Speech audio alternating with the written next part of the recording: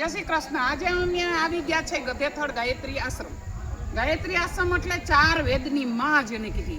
જગતની અંદર એમ કહેવાય કે એક ગાયત્રી મંત્ર જો તમારા કાનની અંદર પડી જાય તો તમારો જન્મારો સફળ થઈ જાય. એવા ગધેથડની અંદર મહાન સંત એવા જેના દર્શન કરવા પણ દુર્લભ છે એવા અમારે લાલ બાપુની અહીંયા તમે જોઈ શકો છો કુટીર.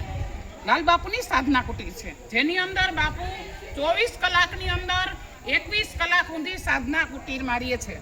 અને આ બાપુ ગાયત્રી મંત્ર અહીંયા આવવાથી આપણને એવા વાઇબ્રેશન આવે કે જ્યાં આપણે જ જઈને કેમ આમ આપણું કુદરતી ધરતીનો પ્રભાવ પડે છે. ધરતી પવિત્ર કેને કહેવાય કે જ્યાં ધરતી પવિત્ર હોય ને વિશાળ સારા જ હોય છે.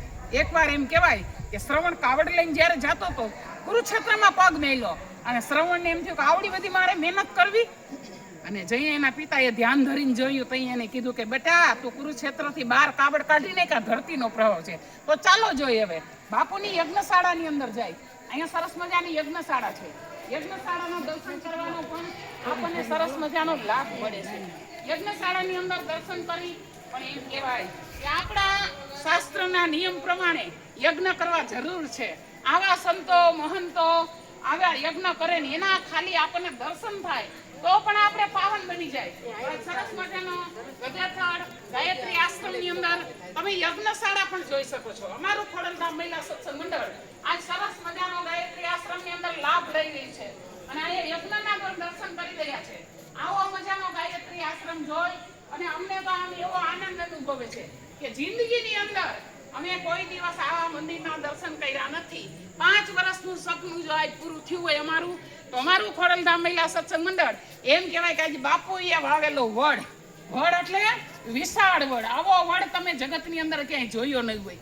એટલે કહેવાય કે મારે લાલ બાપુએ વાડલો વાવ્યો રે મારે વડલાના દર્શન કરવા છે.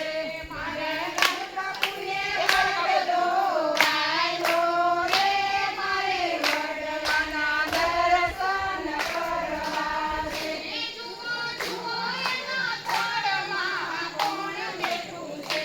જુઓ જુઓ એના